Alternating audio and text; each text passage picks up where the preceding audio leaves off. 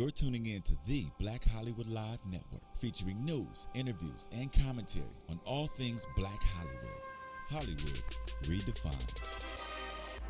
From Los Angeles, California, presented by Maria Menounos and streaming live thanks to Akamai Technologies. This is Black Hollywood Live, Portraits, featuring intimate, in-depth interviews with Black Hollywood stars and influencers. Black Hollywood Live, Hollywood redefined. You're listening to Black Hollywood Live. And now, the host for Black Hollywood Live, Portraits, Derrial Christon. Hey, what's up, everybody? You're watching Black Hollywood Live Portraits. I'm your host, Derrial Christon. Here joining me in the studio today is Courtney Stewart. What's up, everybody? DJ Jesse J. What up? And our very special guest today, you know him from some of our favorite TV shows, such as Silver Spoons, The Fresh Prince of Bel-Air, and now ABC's family channel, Spell-Mageddon. Can you spell Spell-Mageddon? You're like, yeah, A-B-C, Spell-Mageddon. Alfonso Ribeiro. What comes after me? What comes after A, A, B, C, D, and you E. added this. I added the The extra ABC C, family. Families. ABC family. Alfonso Ribeiro. Hey. Welcome. Thank you. Good to be here. Chilling. Yes. Now, you know, I know we kind of had this conversation before the interview started about this Carlton Dance. Yes. And how much people always ask you to do it. Yes. We're not going to ask you to do it. I love you for that. But what I do want to know is, where did it stem from? Like, how was it created? Right. Well, you know, I've said it before, but what it is that in the first script that I had to do the dance, it just said Carlton Dances, right? And so when you're starting a show or your first couple seasons into a show, you're always creating. You're always trying to figure out what the character would do and how they would do it, right? Because it's not like already written. So it's like, all right, well, what would Carlton do? How would he dance, right? And I'm thinking, and I went, all right, well, Carlton is basically, and this is kind of how I always viewed the character. He was a white guy. Right, so he wasn't actually a black guy. He was a white guy, right? So if you don't think of him as black, you then start creating all the pieces you need, right? Yeah. Right. So okay, well, who would he like, right? So his music, Tom Jones, right? He's gonna like, you know, all of the corny, white artists of that time, right? So I was like, all right, well, what would his dance be? And I remember watching Eddie Murphy's Delirious video, where he did the white man dance. So that was the dance he did, and it was also Courtney Cox in the Bruce Springsteen video where he brought her up on the stage. Oh my God! And she does that dance. Right? Yeah. Right. So I was like, all right, so that's the core of the dance. Now let me, you know, make it this character. So, you know, this guy, you know, ultimately he would be so excited every time he danced, which created the face and the energy and all of that. So that's kind of where it came from. I mean, it also kind of hit, I was in a bar, not really a bar, but like a lounge bar at a hotel, and they had music, and I saw these like 4 white dudes get up on like the little stage there and started dancing like that, and that was. It was all kind of that came into my mind that when I was, you know, trying to create what the dance would be. And I hear people like to ask you to do it in crazy places like bathrooms and. Yes. What is probably the most? No, for real. Oh my Lord. No. While you're real. in the stall. Yes, I've had people while I got my hand. Right, I'm like standing at a urinal, and I'll get a tap on the shoulder. Yo, man, you gotta do the dance for me. And you're like, yo, man, you're touching me in a bathroom. Right. Wow. Like, really? And I've been in stalls, and people have like knocked on the door, say, yo, Carl, man, I saw you go in the bathroom, man. When you know you gotta dance for me, right? No, I didn't. Wow. You be like, I'm actually not gonna dance for you, but thanks for loving me, I guess. But I'm probably gonna wait till you leave the bathroom before I come out.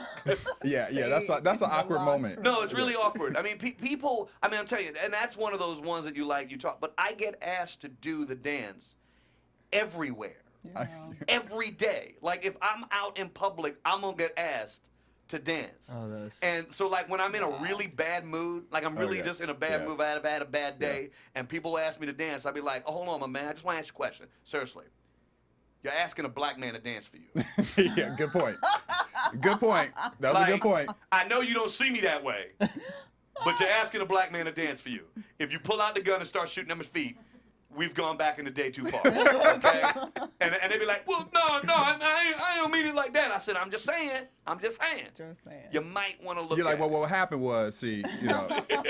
I'm just saying you might want to just think about it a second. Ladies and gentlemen, People leave think- Alfonso leave him alone. alone. Do not ask him to dance It in the is stalls, not please, cool. people. Especially when I'm not in a good mood. Yeah. Just Now- replay Fresh Prince. for Exactly. yourself. I'm Exactly. like this. If you want to see me dance, we just go to YouTube. Just go to YouTube. I mean, we all got smartphones now. We can Yes. watch any video on our phone at any time during the day. Man, It's crazy. dude, you funny. And then walk past.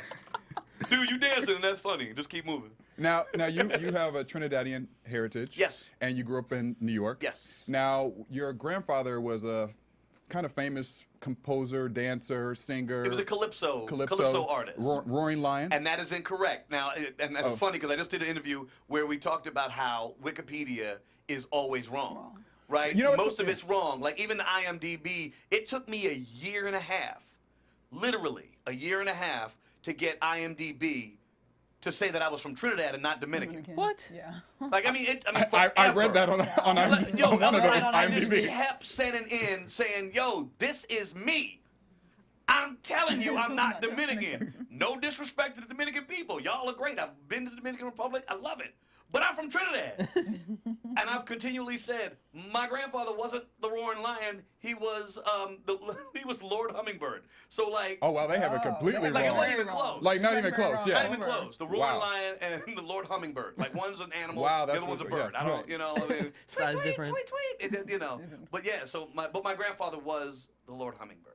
The Lord Hummingbird. Now, were you encouraged as a kid to perform and follow in his footsteps? I don't think they ever needed to encourage me. You just came out. You came out the womb dancing. Yeah, I was like, you know, is the minute I could sing and dance and move and play characters, I was all personality as a kid. I just was, you know, my parents, I think, got to a point where they're like, you know what, we just need to actually make him go and do this Do his for real. thing. Because like when I was 4.5, I performed in church, and my song was "Do You Think I'm Sexy?" No. Oh. Rod yeah. Stewart. I thought it was appropriate. I had all those people there. I just wanted to know if you want my body. Like, if you want my Had body. you performed it for your family before to kind of? Oh yeah, yeah, they knew. Oh, really? They knew. Yeah, they knew. I was like, if you want my body, That was the setup for them. and you think I'm sexy, come on, sugar, let me know. And and they were like this. It was great because everybody in church was like, Mouth open, right. it was 1975, and here I am doing Rod Stewart. Come on.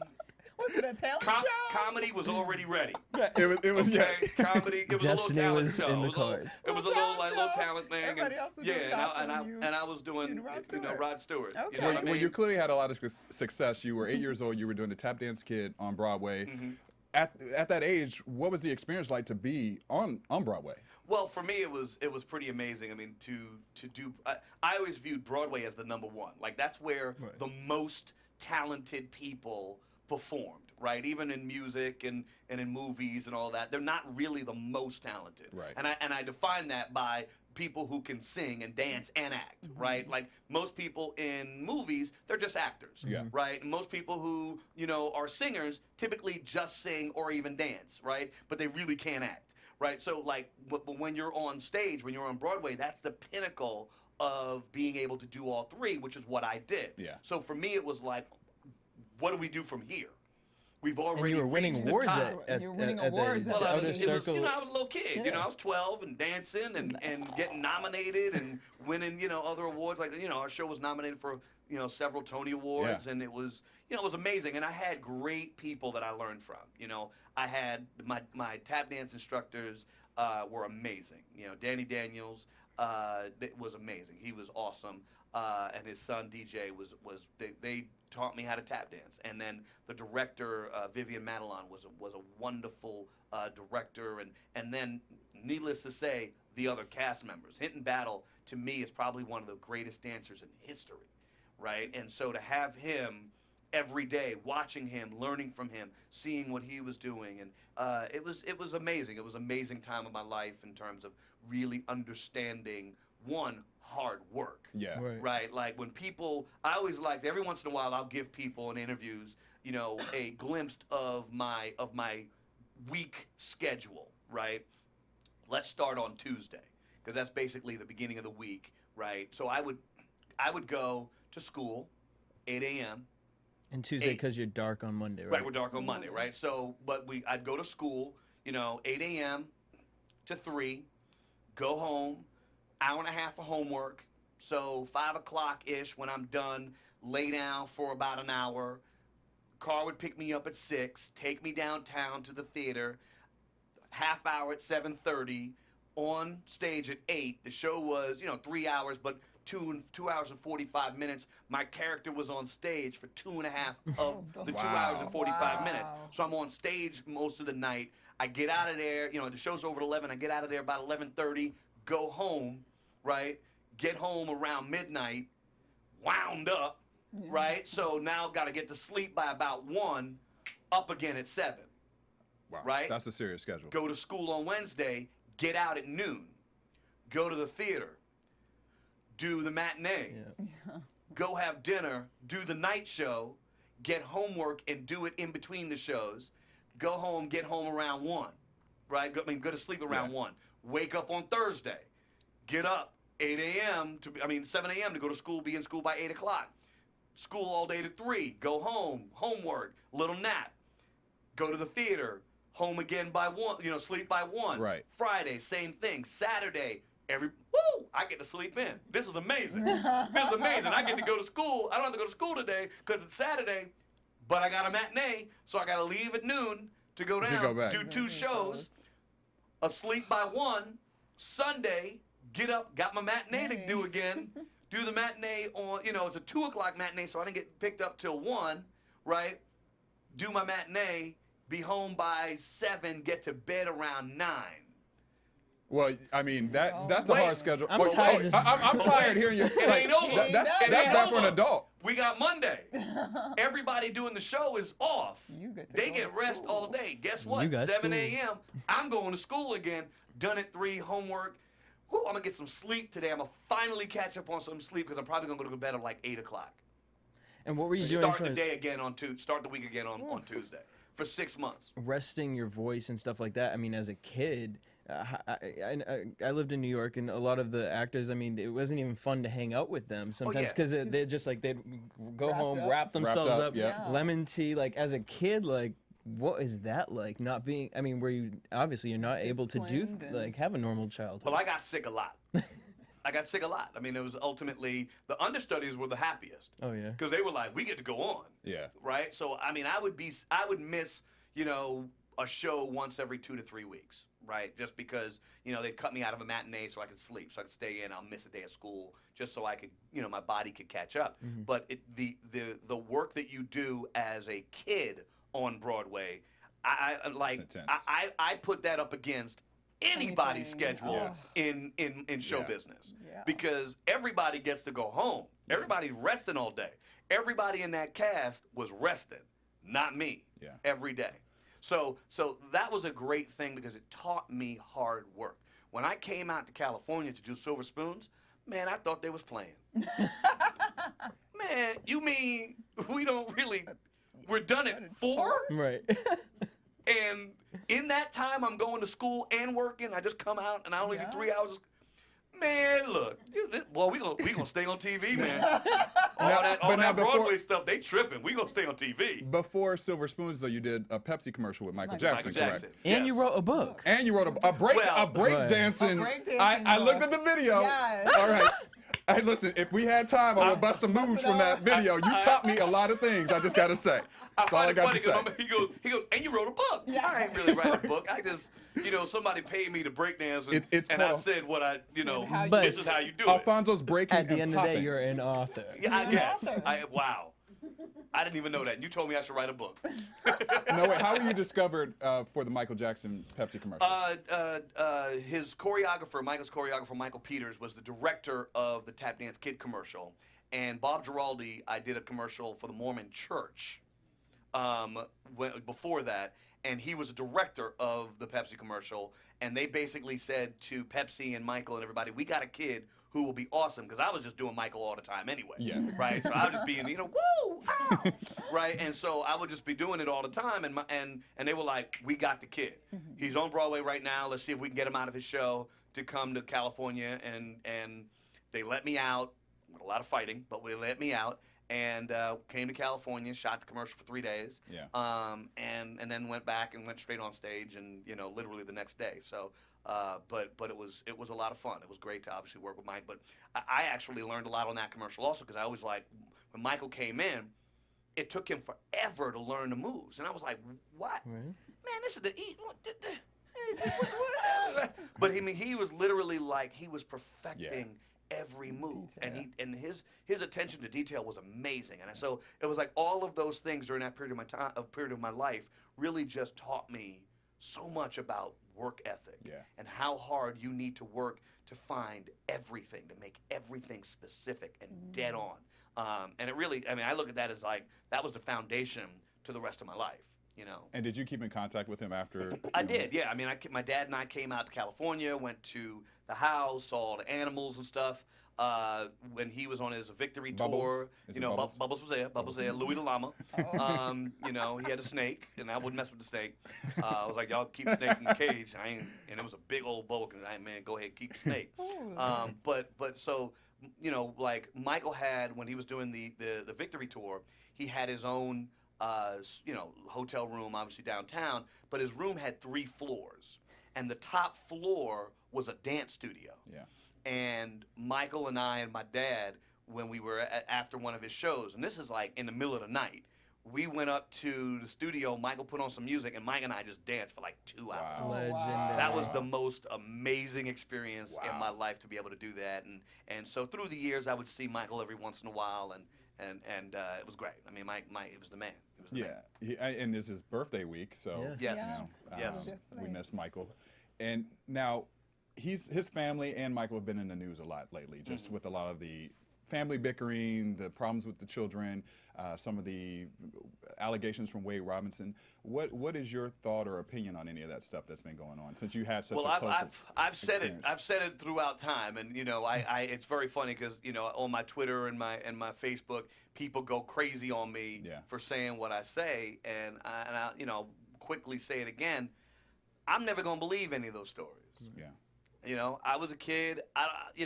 Whether it's true or not, there's only the people who know. But I'm not going to believe it because this was the experience that I had, and this is the way that I viewed Michael. Yeah. And Michael, to me, was like a little kid. He was he was a little kid in a grown-up's body. And, I just never saw that. Yeah. And maybe that's it is what it is, but it's hard for me to believe that. Yeah. All right. Well, all right. Well, that's on that note, back to Silver Spoons. And let's take it back to Let's Hollywood. take it back to Hollywood. So you were on Silver Spoons. The easy life. And, the easy life. It was easy. That was great. Silver Spoons. I was making 5 times, 10 times what I was making on Broadway. For the week. You being on Silver Spoons was a big deal because you were a minority character. A kid during that time period. There wasn't a lot of leads for young black kids to look up to. Now, how did it even come to play where you ended up being on the show? Well, Brandon Tartikoff, the president of NBC, actually Nell Carter brought him to see the Tap Dance Kid. And he basically signed me to a deal with NBC, a development deal. But it was so late in the game, it was impossible to get anything on air and develop me into a show that year. So I had the option of either waiting a year to do development or just go right into a show. And he was like, we can create the opportunity on Silver Spoons. And I was like, well, do I really want to wait a year for my own show that may or may not go? And, Nell Carter was actually one who, gave, he said, she was like, look, do the show, get paid today, and then, because you never know what's going to happen next year. So just go ahead and do it. So I went ahead and took Silver Spoons. Now, do you feel by being the minority character on the show that opened up opportunities for other black actors? Well, I believe that is the case in every circumstance. Yeah. Any time, obviously Todd Bridges and Gary Coleman were doing different strokes at the time, but every time there's an African American on a TV show in any circumstance other than the way you've always seen it, you're opening doors for the next. Yeah. And to be honest with you, I think my Carlton character probably did more for young blacks in entertainment than Silver Spoons would have done. Yeah. And the reason is that, you know, it's and after watching The Butler, right? Amazing. And what was said at the end is that, you know, that person allowed for other people to be comfortable. Yeah. I think that Martin Luther King Jr. character said it to the son in the movie, where he's like, that allows them to feel trustworthy. They allow them into the. So what my character did was allow people to feel like it wasn't a ghetto mentality that was only connected to African Americans, that there was someone of high value, of education. Yeah. And the hip hop thing doesn't mean you're not educated and not high valued. It's just an image and a view. But what the character did was allow people to see black people in a completely different way that wasn't subservient. Yeah. Right? Because you could look at Robert Guillaume, right, who what was his show? Was it Benson? Benson, right? So, but Benson was this elegant, above, you know, the equator character, right? He had honor, but he was a butler. He was he was the help, which is different than the character being this rich kid who had his stuff together. And it actually, I think, crossed over into Will Smith, because it took that hip-hop audience and showed what that world can see. White America watched Fresh Prince as much as any of them. That's true. Right? At the same time, Martin was actually bigger in the African-American community, but our show was 5 times the ratings because White America actually, you know, blessed the show. Yeah. So during that time, you know, Bill Cosby, Will Smith with our show, and Carlton, I think we did a lot for opening the doors for young African Americans after us. Were you aware of that at the time, or is that sort of like looking back, you see it even more, or were you conscious of that while you were playing Carlton? I was very conscious of it because I had seen the difference through the years. Being that I was the only person really on the show that had done TV before, right? I mean, James Avery, the dad, he had done guest spots and stuff, but I was the only one who had been a regular on another TV series before that, and I could see how the industry was slowly changing. You know, I was seeing Fox come into play, utilize African Americans, and then basically throw us to the curb, right? I watched the WB, you know, and then UPN, and then throw us to the curb, right? I've seen how that network thing works with the beginning of a network. So when we were doing Fresh Prince, we were seeing that, and we were in that process, and what we were seeing was the ability to open up the doors of many homes that wouldn't have previously opened their doors to us. You know, I had grandmothers from Mississippi who were white saying, "I love your show." Wow. Right? You know, and I'm not, you know, being of Mississippi, but the South was the South. And so, I got family there. I understand. I'm just saying. Yeah, I understand. I'm not calling out understand. Mississippi. I'm being PC right now, and I'm not calling out Mississippi. I'm just saying that old Southern mentality of African Americans in the country. There were people of that era who actually enjoyed and watched, which didn't happen before, other than Cosby. You know, Cosby was I think the groundbreaking show, and then we took it in a different direction because we had hip hop connected to it. Yeah, it was like a perfect combination of both worlds. Right. And I mean, we all grew up to it and loved the show. You guys always seemed like a really close-knit family. We were. And was that off stage, off camera as well? I mean, you know, there's outside of the next question that will be the follow-up. I'm like this. You're like, yeah, sort of. You saw it coming. Yeah, but I saw that question. You saw it coming. I saw it in your eyes. I saw it in your eyes. You had that look of like this. So y'all a close-knit family? You just leaned a little forward to get a little It's about Janet. I did. You were like, you were like, this is the pre to the real. We had a blast together, most of us. We were very close, and honestly speaking, Janet in the first season and a half, I mean, we were all 100% tight. We went to lunch every day together as a group. And we were together. I mean, through the years, we would go on vacations together. I literally moved out of my parents' house and moved into a neighborhood where Karen Parsons and I bought a house in the same neighborhood and would carpool to work. Wow. Right? Because we were like, and so it was like, I lived in Northridge, right? Which so in Hollywood, that's way out there. And I was like, this ain't working. I got to get an apartment because we all want to go to dinner every night too. So we would go to dinner and hang out. We would just always, we enjoyed each other's company, and I think all of that, played on screen. Random question, because I actually randomly drove by the actual house that they used. I don't even know what that house is. That's what my question was going to be to you. No idea what that house is. Because you guys never did any outside shots. It was just that one. No, well, there was the one jazzy house, right? Yeah, but there was one house.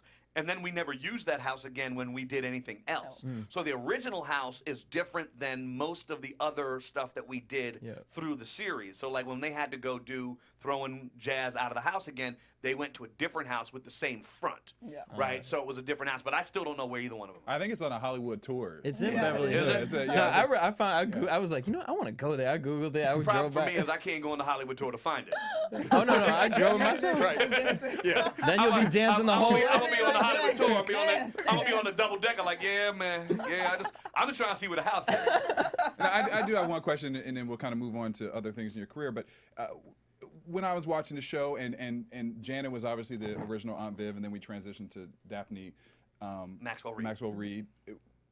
Was it weird on set after she left? Because it almost seemed like all of a sudden I'm watching the show, and then it's just like a different person on the show. It wasn't. That's well, what it was. I mean, literally. I mean, it literally was, but I mean, it was kind of like no pre-warning for the audience. You know what I mean? So right. Well, yeah, there wouldn't have been a warning. So. But look. I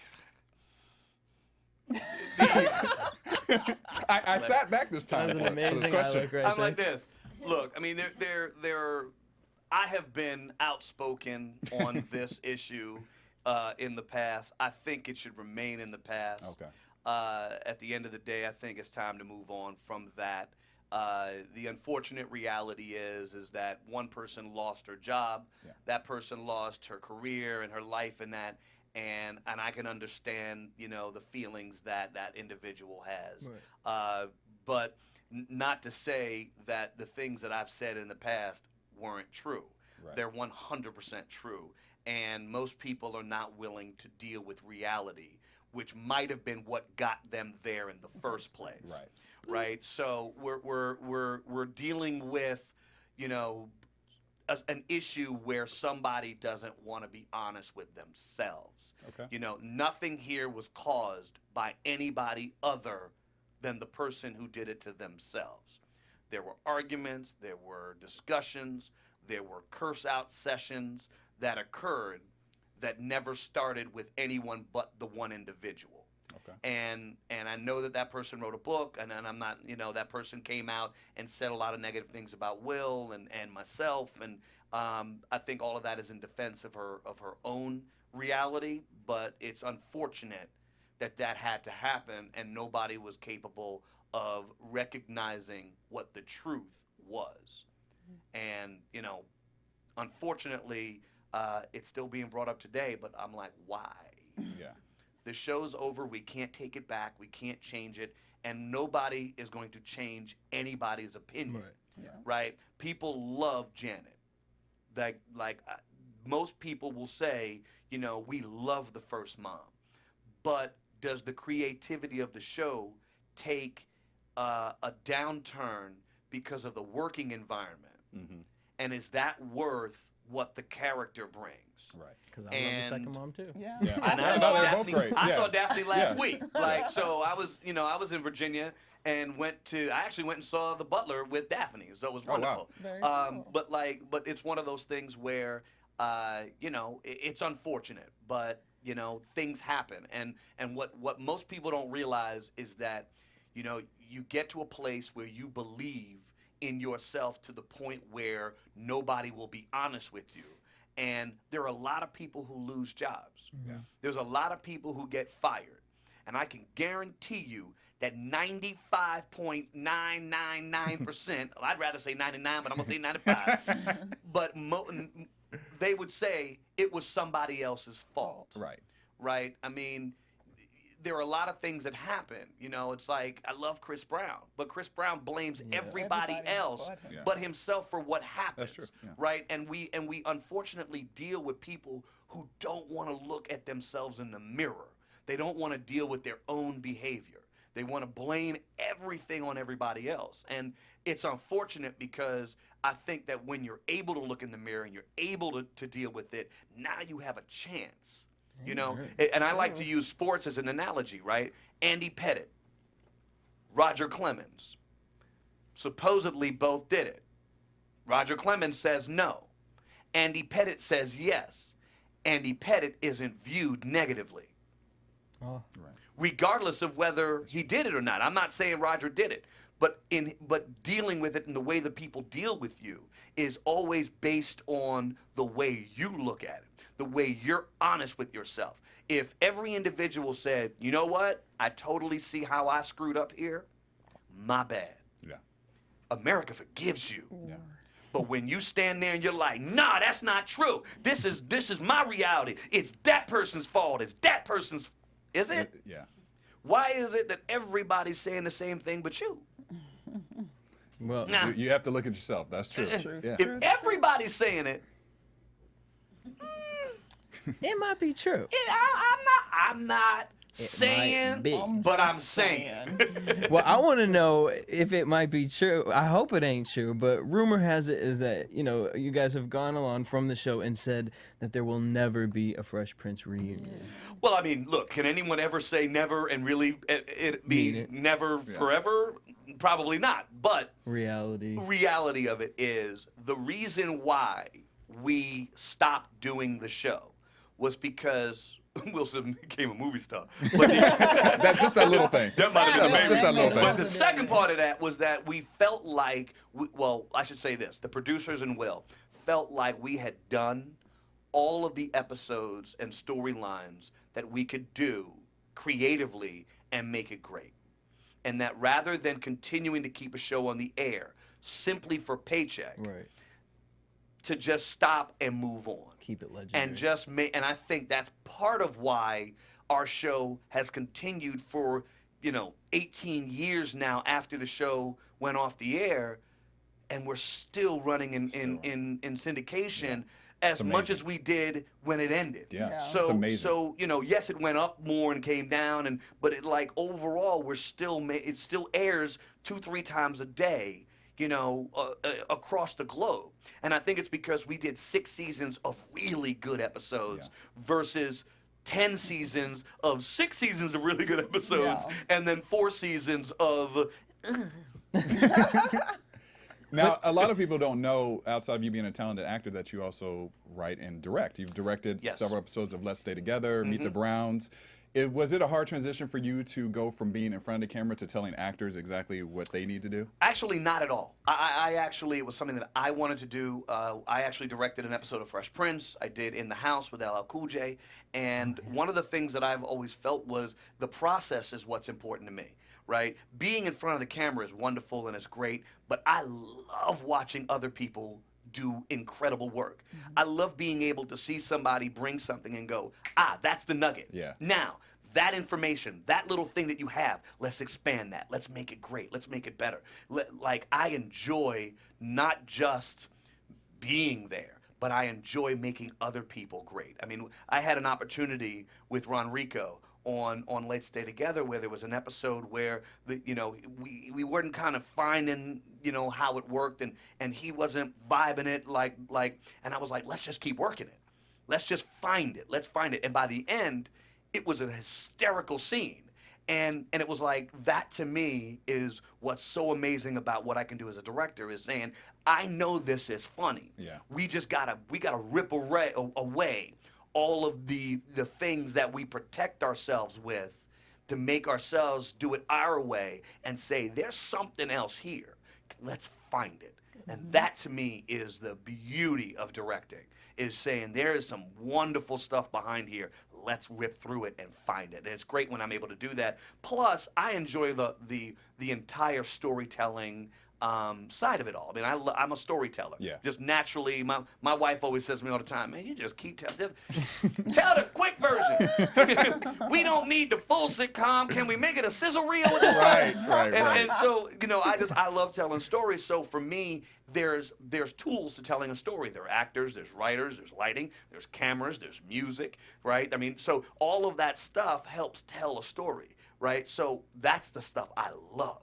But I love just massaging that actor to finding that something that wasn't there on that page. To me, it's the most fun. And now you're a host on Spell-Mageddon. Yes, Spell-Mageddon. Spell-Mageddon. Spell-Mageddon. And now you wear so many blew the mic different. up. You blew the mic. It's okay. You wear so many different hats. Is there one that you like more? Host, actor, director.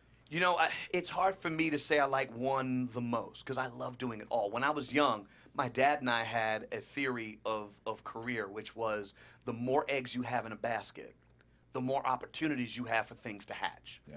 And so for me, I've always continued to grow as an artist because I'm always thinking, all right, so I'm an actor, cool. When an acting role hits, I can work.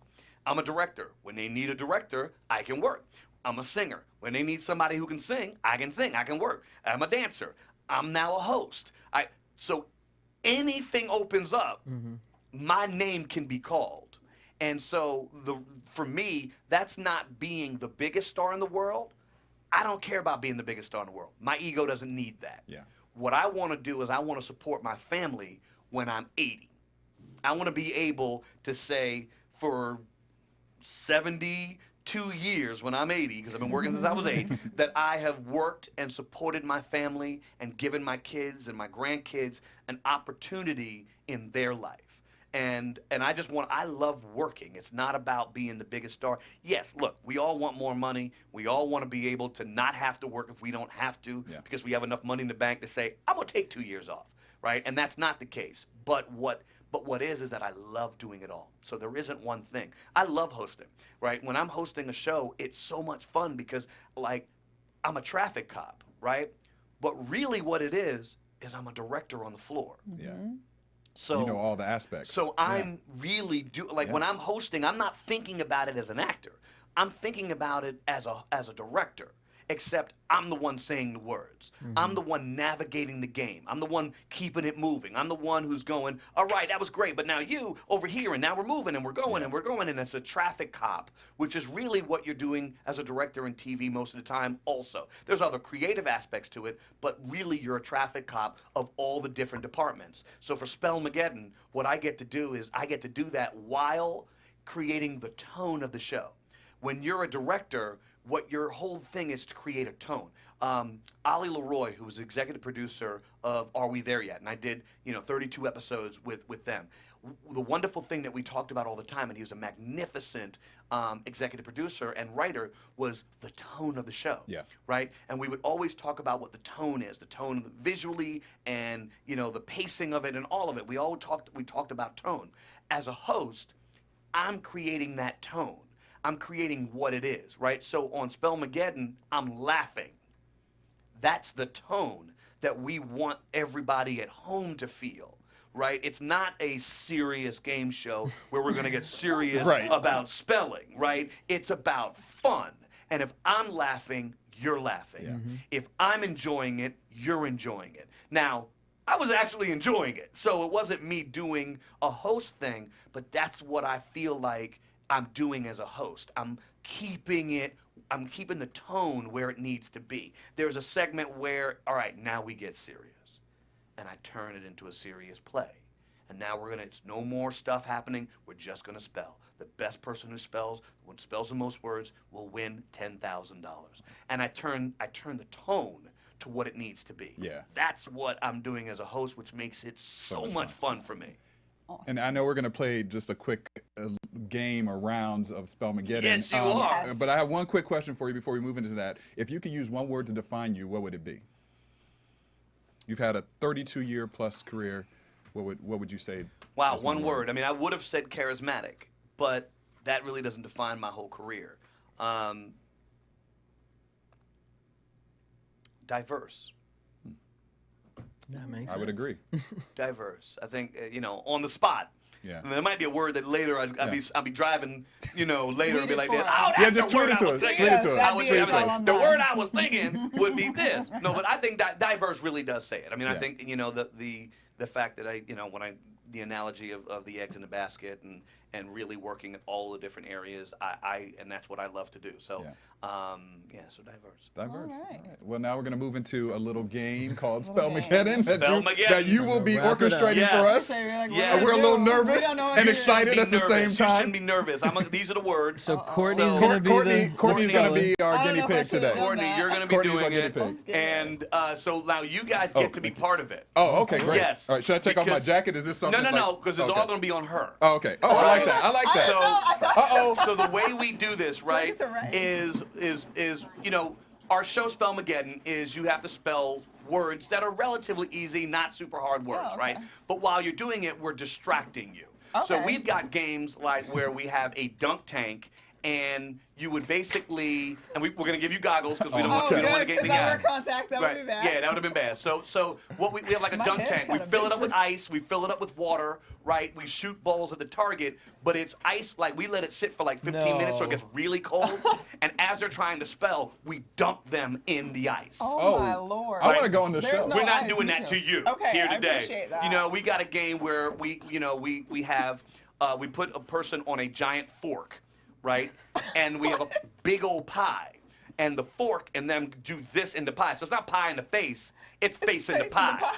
So it's a whole body gets slammed into the pie while you're snap. trying to spell, right? We've got one where it's a shower, and while you're in the shower, you're getting hit with all kinds of stuff. And every time you get a word wrong, you get hit with blue icy slush on your head or in the face, right? So What's the that's funniest the way, reaction that you've ever because I could just picture some girl coming up from the pie like. Oh no! Well, there was two. One was we had a dude in the dunk tank who literally sounded like the worst little girl on the planet. I mean, He had the high pitch. That would be me. it was hysterical. That is And then we hilarious. had another dude with the pie, where every time he went into the pie, he turned one way. So one side of his face was all pie, the other side was clean, right? So he had literally a line, so it was two-face. It was two-face. So we've had some funny stuff. It's all just, I call it a comedy show, not a game show. Yeah. So, all right, so here's what we're going to do. You put your head's too goggles big. on. Now, Courtney, Right. do you need like Because my Jesse's head's cap? too Because big. You hold I it. understand the black woman's hair. It's okay. It's you gonna be gonna be okay? all right. It's We'll all right. be You're gonna be all We'll right. be all Okay, right. I'm gonna give you do we have 60 seconds? We got 60 seconds on the clock, and here we go. You guys are gonna We just distract do her. whatever we want. Everything you I don't can get to to distract write. I her. just have to All right. say Okay. Can I stand up? Yes. Okay. Here we go. First word. Jubilant. Jubilent. That is correct. Ew, I gotta put my Karaoke. Karaoke. Karaoke. Yes, that is correct. Waterproof. Waterproof. That is correct. All right. Counterpoint. Counterpoint. Counterpoint. There you go. All right. Diaphragm. DIA PHRAGM. That is incorrect. Shoot. Hieroglyphics. Hieroglyphics. HIEROGLYPHICS. That is correct. Nice job. Wow. Psychedelic. I'm Psychedelic. Psychedelic. It's burning my lip. PSYCHEDELIC. That is incorrect. All right. Pneumonia. Pneumonia. PNEUMONIA. Pneumonia. And that is correct. Great job. Our time is up. Good job, Courtney. Nice job. That was You amazing. did really well. Wow, I'm You impressed. got 1, 2, 3, 4, 5. You got 6 words right.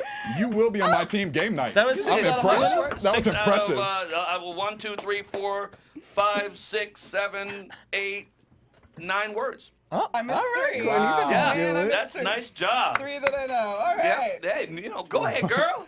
You Now- speller. I'm a speller. That was amazing. I'm Now, supposed to get 100, man. now, Alfonso, where can your fans find you? Well, obviously on Twitter, at Alfonso _Ribeiro. But you got to remember RIBEIRO, and it's with an F, not a PH. And obviously on Facebook, You can find me there, and you know, but hanging. But they can watch me every Wednesday night on Spell-Mageddon, ABC Family at 9/8 Central. So we only have a couple weeks left, so I need everybody to watch. Yes. Tune in. For sure. It's so much fun. So You know, it's just we are having a blast on the show. And you can enjoy things like what we had Courtney do today. And see a lot more. That's what I get Yes, for volunteering. a lot. Well, A you lot know, that was just, you know, that was sitting at a desk. Our show is a little bigger, a little bigger. wilder. A little more wilder. crazy. Yes. Now, Courtney, where can your fans find you? Find me on Twitter. As she pulls In the out string. shower. Stuart Starlet. Jesse. At DJ Jesse J. Thank you, guys. I'm Derrial Christon. I'm like speechless watching Courtney here pull this stuff off of her Full face. solution, You can yeah, find me right. on Instagram and Twitter under my same name and Facebook. Thank you guys for tuning in to Black Hollywood That Live was a lot Portraits of fun. with our special guest, Alfonso Ribeiro. Be sure to tune in and watch ABC Family Channel for Spell-Mageddon, and you will have so much fun watching it because I had a lot of fun watching it today in the studio, and this is just a small taste. We'll see you guys next week. Oh my Lord. That is amazing. Oh, thank you. BHL staff, we would like to thank you for tuning in to the Black Hollywood Live Network. If you have questions or comments, tweet us at BHL Online or email us at info@blackhollywoodlive.com. For more exclusive content, visit blackhollywoodlive.com. This has been a presentation of the Black Hollywood Live Network. Hollywood redefined. The views expressed here are those of the hosts only and do not necessarily reflect the views of BHL or its owners or principals.